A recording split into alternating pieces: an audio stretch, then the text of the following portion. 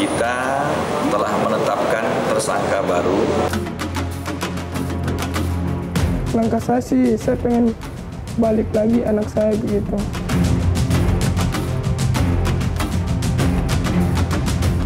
Kita juga mengikuti ya hasil penyelidikan polisi, dia untuk bayar arisan menjual anak yang 11 bulan kemarin di Surabaya. Saya lalui semua prosedur yang panjang gitu. Dan alhamdulillah sama seperti orang mengandung 9 bulan akhirnya legalitas itu keluar.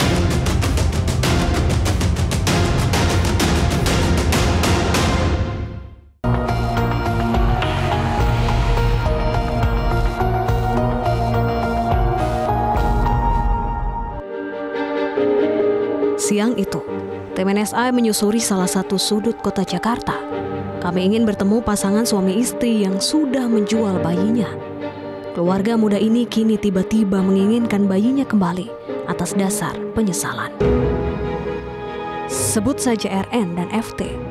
Bulan Juli lalu FT menjual bayinya yang baru berusia 4 bulan kepada seseorang melalui perantara yang tidak lain adalah tetangganya.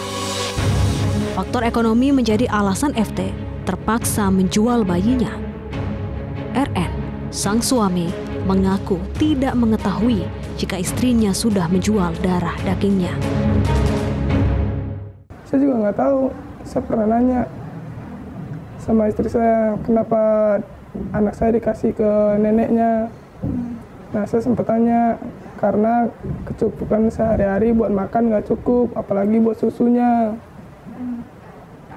Nah, pas itu dia ngasih sama neneknya, dia berbohong. Rupanya anak itu dikasih ke orang lain, dijual. Dengan harapan buah hatinya bisa kembali, pasangan suami istri ini mendatangi rumah perantara. Si perantara, sebut saja DT, mengakui dirinya hanya ingin membantu FT karena ibu bayi ingin agar bayinya segera ada yang mengadopsi. Bertemulah DT dan rekannya di media sosial. Keduanya bercerita soal adopsi anak. Saat itulah DT menawarkan bayi FT untuk diadopsi. Akhirnya terjadilah proses transaksi yang tidak sesuai prosedur resmi adopsi bayi. Ya maaf Pak, makanya tadi saya bilang kalau memang itu prosesnya salah ya. Saya minta maaf. Saya bacakan dulu, ada yang kurang nggak gitu. Tadinya kan saya mau sebutin di sini ada uang transaksinya, tapi jangan disebutin. Akhirnya itu kata-kata sehalusnya. Fitri, kamu udah setuju dengan surat ini? Setuju. Baik FT maupun perantaranya tak ada yang paham soal proses adopsi yang resmi. Bagi mereka, tampaknya uang menjadi kunci istilah adopsi. Ketika ada kesepakatan harga, saat itulah bayi mungil milik FT segera berpindah pangkuan kepada orang lain. Tepatnya bukan adopsi, melainkan jual beli bayi. Dan kini nasi sudah menjadi bubur. RN dan FT hanya bisa menyesali perbuatannya. Mereka hanya bisa berharap sang buah hati bisa kembali ke pelukan mereka. Ya perasaan saya itu kayak stres gitu, baru pertama tahu gitu, saya stres banget. Sempat saya ambil bajunya, celananya, sama topinya. Saya jadiin guling, buat saya peluk gitu sambil saya menangis, meneteskan air mata. Langkah saya sih, saya pengen balik lagi anak saya begitu.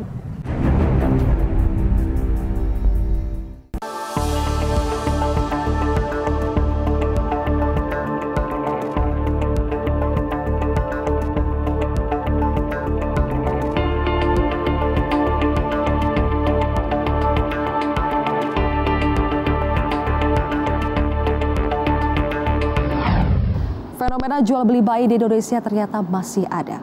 Bayi berpindah tangan dari satu orang tua ke calon orang tua lainnya dianggap sebagai hal lumrah dan biasa. Miris sekali. Praktik memperjualbelikan bayi baru-baru ini juga diungkap di Surabaya. Modusnya mengatasnamakan kemanusiaan dan adopsi. Seperti apakah praktik penjual bayi ini berlangsung? Ikuti penelusurannya di NSI. Bersama saya, Zilvia Iskandar. Miris, ternyata praktek jual beli bayi masih saja terjadi. Bahkan kini, perdagangan secara online. Menggunakan sebuah akun media sosial, pelaku menyamarkan aksinya dengan pura-pura memberikan konseling pribadi kepada pasangan suami istri yang sedang bermasalah dengan kehamilan yang tidak kunjung datang. Ujung-ujungnya, pelaku menawarkan seorang bayi yang siap dibeli.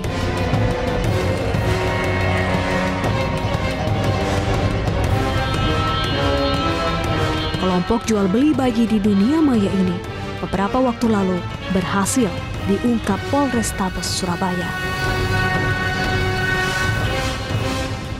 Kami ingin menyampaikan perkembangan penanganan perdagangan bayi yang sedang Satreskrim Polrestabes tangani.